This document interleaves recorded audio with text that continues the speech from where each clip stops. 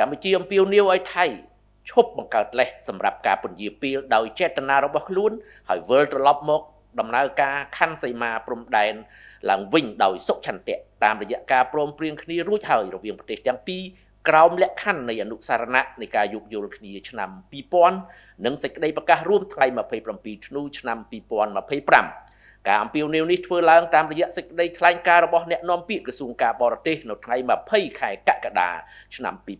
2026ជាការឆ្លើយតបទៅនឹងឧបនាយករដ្ឋមន្ត្រីនិងជារដ្ឋមន្ត្រីការបរទេសថៃដែលអះអាងថាការដែលកម្ពុជាសម្រេចចិត្តដំណើរការយន្តការផ្សះផ្សាដោយបង្ខំក្រោមអនុសញ្ញាអង្គការសហប្រជាជាតិស្តីពីនីតិសមុទ្រ UNCLOS បានបិទទ្វារចំពោះការចរចាពាក់ព័ន្ធនឹងបញ្ហាព្រំដែនគោកកម្ពុជាសូមបញ្ជាក់ថាប្រទេសថៃបានដកខ្លួនជាឯកតោភាគីចេញពីយន្តការទ្វេភាគីតែមួយគត់ដែលបានព្រមព្រៀងគ្នាសម្រាប់ការចរចាទ្វេភាគីឬបញ្ហាក្នុងដែនសមុទ្របើទោះបីជាកម្ពុជាបានស្នើសុំរក្សាទុកកិច្ចព្រមព្រៀងនេះយ៉ាងណាក៏ដោយកន្លងទៅនេះប្រទេសថៃខ្លួនឯងក៏បានបង្ហាញពីចេតនារបស់ខ្លួនម្ដងហើយម្ដងទៀតក្នុងការពឹងផ្អែកលើ UNCLOS ដើម្បីដោះស្រាយបញ្ហាសមុទ្រដែរ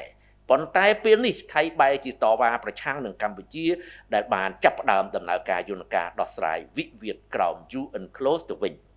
កម្ពុជាសូមបញ្ជាក់ជូនថា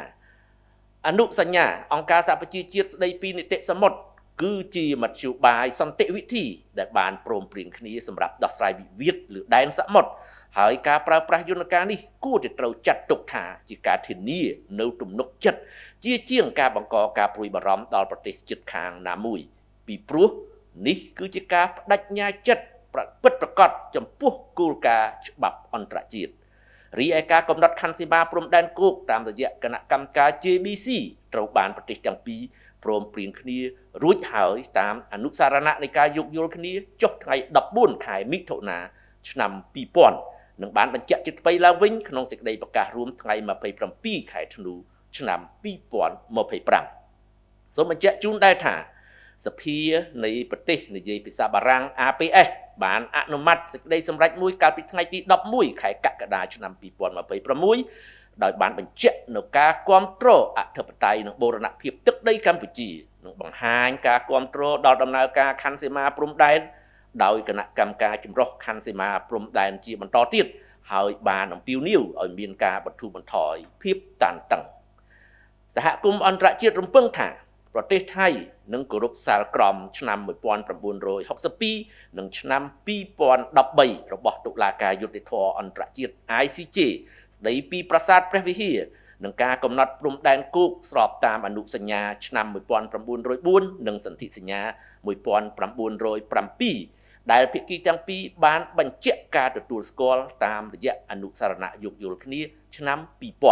2000ការពន្យាពេលនៃដំណើរការខណ្ឌសីមាព្រំដែនដោយគ្មានការកំណត់ដើម្បីកាត់យកនិងកាន់កាប់ជាអចិន្ត្រៃយ៍នៅទឹកដីកម្ពុជាដែលថៃកំពុងកាន់កាប់ដោយខុសច្បាប់គឺជាការរំលោភយ៉ាងធ្ងន់ធ្ងរទៅលើធម្មនុញ្ញអង្គការសហប្រជាជាតិនិងធម្មនុញ្ញអាស៊ានដែលទង្វើបែបនេះមិនគួរអាចត្រូវបានអនុញ្ញាតឲ្យកើតមានជាបន្តទៀតឡើយ